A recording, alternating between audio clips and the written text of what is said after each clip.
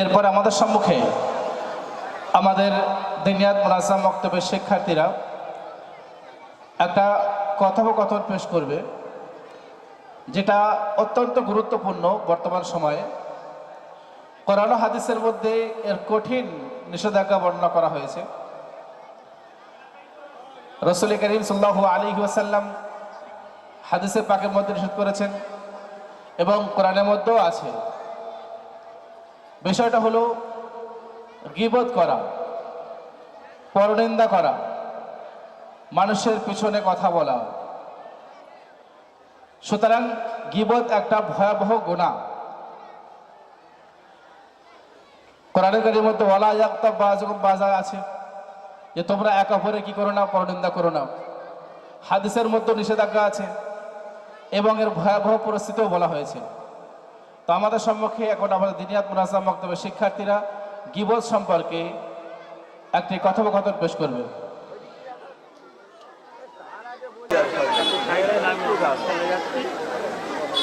আসসালামু আলাইকুম ওয়া রাহমাতুল্লাহি ওয়া বারাকাতুহু।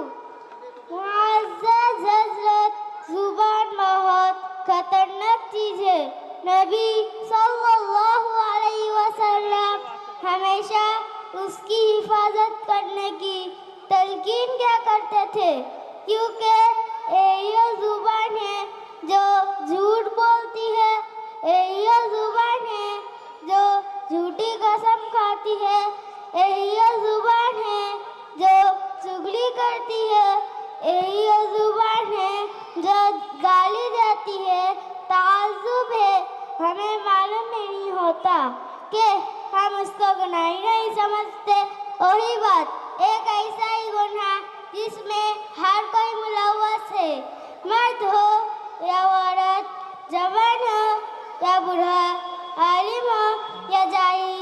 इसलिए आप हज़रत के सामने गीबत पर एक मुकलमा पेश करने जा रहे हैं।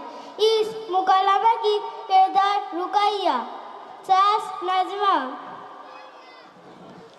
और उनकी पसंद सहेली सलमा, बहू हुस्ना और उनकी पसंद सहेली हुमायरा।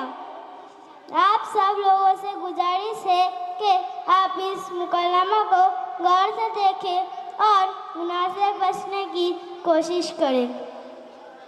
अस्सलामु अलैकुम।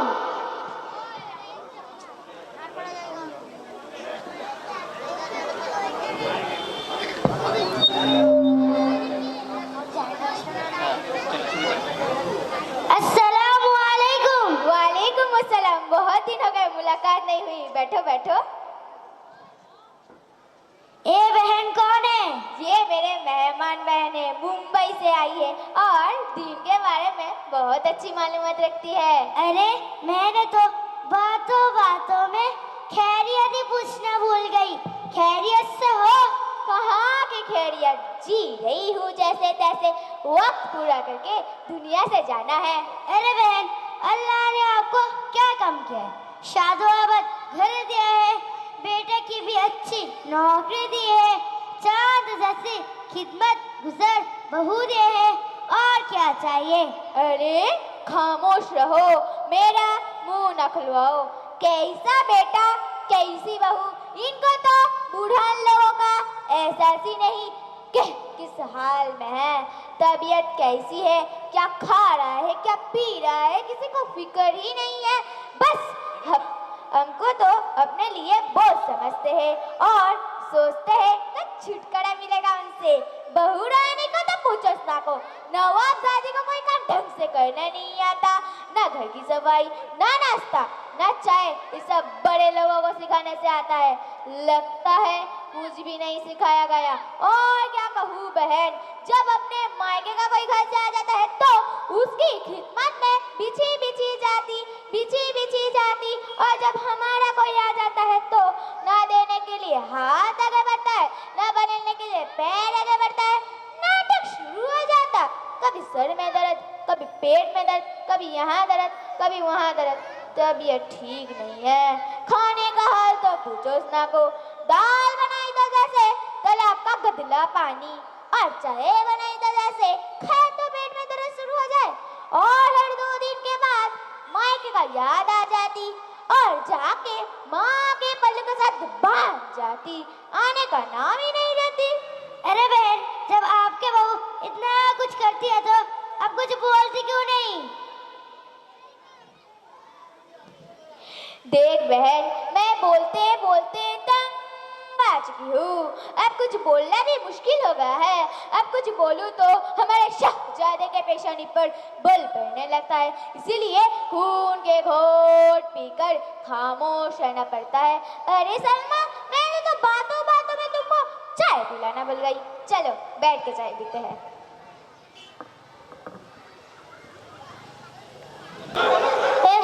सास और सास का पर्सन शैली दिल खोल कर अपने बहू की गिबत कर रही थी। अल्लाह माफ फरमाए, कितनी बुरी हालत है। आप देखते हैं बहुओं को सासों की कैसी तारीफ करती है।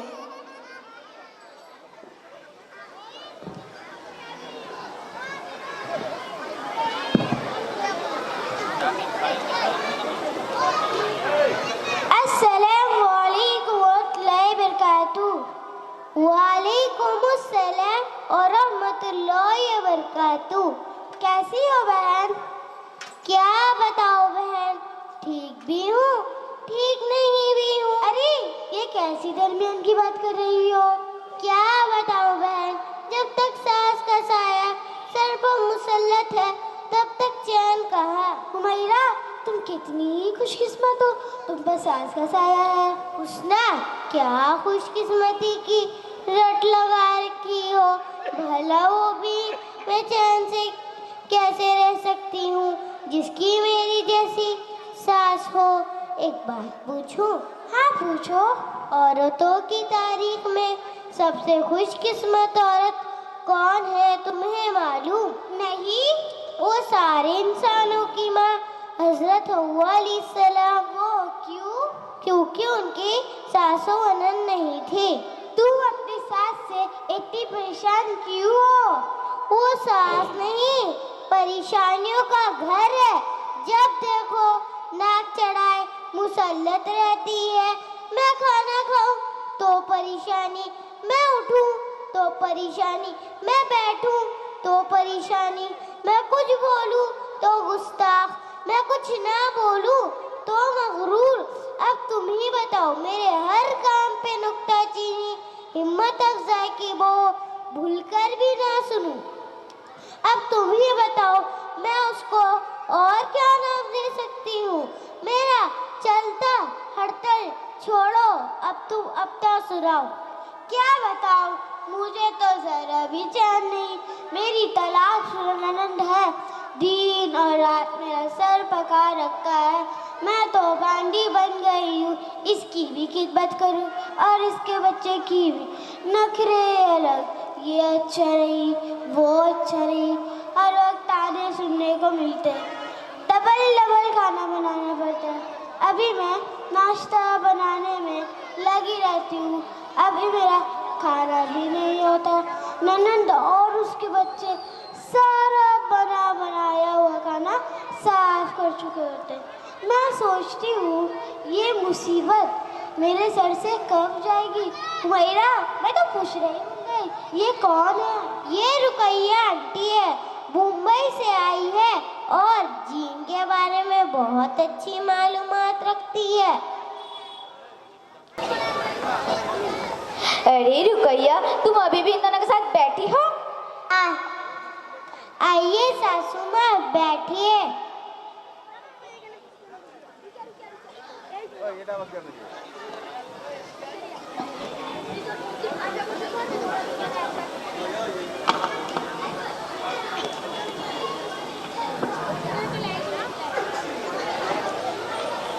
माफ करना आंटी, मैंने ध्यान नहीं दिया। कोई बात नहीं, सुबह से घर में हूँ। एक बात देख रही हूँ, हमारी राना पर दूसरों की शिकवे शिकायत, दूसरों की गीबत बहुत ज़्यादा हो गई है और जान का गुनाह तो हम कसरत से कर रहे। अल्लाह ही हमें माफ़ फरमाए। और हम औरतों की बहुत बुरी आदत हो गई। जहाँ दो चार जमा हो गए हैं, दूसरों की तस्वीरा, दूसरों की चुगली हमारी तबीयत का हिस्सा बन गए हैं। महज वक्त गुजारे के लिए हम गीबत करना शुरू कर देते हैं और उसके नुकसान का जरा भी अंदाजा नहीं। सुबह नजमा आपा और उनकी पड़ोसन की बातों पर मैंने गौर किया। अब तुम लोगों की बातों पर भी मैं गौर कर रही थी। ये सारी गुफ्तगू गीबत है। गीबत क्यों होगी? हम तो जो हकीकत थी वो कह रहे थे, कुछ गलत तो नहीं कहा। हाँ। अरे मेरी बहनों सुनो तो सही, गीबत कहते ही है जिसकी तुम गीबत कर रही हो उसकी तुम पीछे बुराई बयान करना। अगर तुम ऐसी बात कह रही हो जो उसमें नहीं तो बहतान है। दोनों साथों में गुनाह लाजिम है। गीबत और बहतान बहुत बड़े गुनाह हैं। गीबत के बारे में कुरान मजीद में कहा गया है, अऊज़ु बिल्लाहि मिनश शैतानिर रजीम, बिस्मिल्लाहिर रहमानिर रहीम, वला यग़्तब बअदुकुम बअदा अय्युहिब्बु अहदुकुम अय्याकुल लहमा अखीही मैतन फकरिहतुमूह वत्तकुल्लाह। क्या तुम में से कोई अपने मुर्दार भाई का गोश्त खाना पसंद करोगी? क्या तुमको उससे घी नहीं आएगी? अल्लाह से डर। रसूल सल्लल्लाहु अलैहि वसल्लम ने फरमाया, लोगों को नाक के बल या मुख के बल जबान की बातें ही गिराएंगी। एक गुनाह देखने में मामूली नजर आता है पर उसमें लज्जत बहुत है। खुदा न करे अगर किसी को उसकी रट लग गई, उसकी आखिरत की बर्बादी में कोई शक नहीं। हमारी आखिरत क्यों बर्बाद होगी? क्योंकि जब हम किसी की पीठ पीछे बुराई करेंगे तो क़यामत के दिन हमारी नेकियां उसको दे दी जाएंगी जिसकी हमने गीबत की थी। हमारी नमल अमल से नेकियां खाली हो जाएंगी, फिर भी उसका हक बाकी रहा तो उसके गुनाह हम पर लाद दिए जाएंगे। अरे मेरे प्यारे बहन, मुझे तुम्हारी गुफ्तगू सुन के एहसास हुआ कि मैं इतनी बड़ी गलती में मुतलाफ थी और इतने बड़े गलती को मैंने जुबान का चटकारा टाइम पास का जरिया समझती। मैं वादा करती हूँ आइंदा से कभी भी किसी के पीठ पीछे बुराई नहीं करूँगी और जुबान के सारे गुनाह छोड़ दूँगी। रुकैया आंटी, आपको अल्लाह ताला जज़ाए खैर दे। आपने तो आंखों पर लगी पट्टी खोल दी, हमें तो पता ही नहीं था ये भी एक गुनाह है। मैं वादा करती हूँ आइंदा से किसी के पीठ पीछे बुराइयां नहीं करूँगी। अरे मेरे प्यारे बहन, मैंने तो बहुत से लोगों के पीछे गीबत की है और भला बुरा कहा है। अब हम क्या करें? सबसे पहले अल्लाह से तौबा करो, फिर उससे माफ़ी मांगो जिसकी आपने गीबत की थी। जज़ाकल्लाह खैर। रुकैया, तुम्हारा बहुत बहुत धन्यवाद कि तुमने हमको इतनी बड़ी गलती से बचाया। सासू माँ, हमें माफ़ कर दीजिए, हमने आपकी पीठ पीछे बहुत सी बुराइयां की हैं। हाँ बेटा, मुझे भी माफ़ कर दो, मैंने भी तुम्हारे पीठ पीछे बहुत से बुराइयां की है। सासू माँ, हमें माफ़ कर दिए, हम आपके पीठ पीछे बहुत से बुराइयां की है। बेटा, मुझे भी माफ़ कर दो क्योंकि मैं तुम्हारे पीठ पीछे बहुत सी बुराइयां की है। अस्सलामु अलैकुम और रहमतुल्लाहि व बरकातुहू। वालेकुम अस्सलाम व रहमतुल्लाहि व बाराकातुहू। শাশুড়ি বৌমার ঝগড়া এত লেগেই থাকে। এটা হলো সমাজে একসঙ্গে থাকতে গেলে ওটা হবেই। যখন দুটো হাঁড়ি এক জায়গায় থাকে তো আওয়াজ হবেই, এটা সাধারণ ব্যাপার। কিন্তু একটা বিষয় এখানে পরিষ্কার হওয়া উচিত, কোনো মানুষ ফেরেশতা নয়, সকলে আমরা মানুষ। আর একটা আরবিতে প্রবাদ বাক্য আছে, আল ইনসানু খাতাউন আল ইনসানু মুরাক্কাবুন বিল খাতা ওয়ান নিসিয়ান। মানুষ ভুল এবং ভুলে যাওয়া এই দুটো জিনিসের সঙ্গে লেগে থাকে।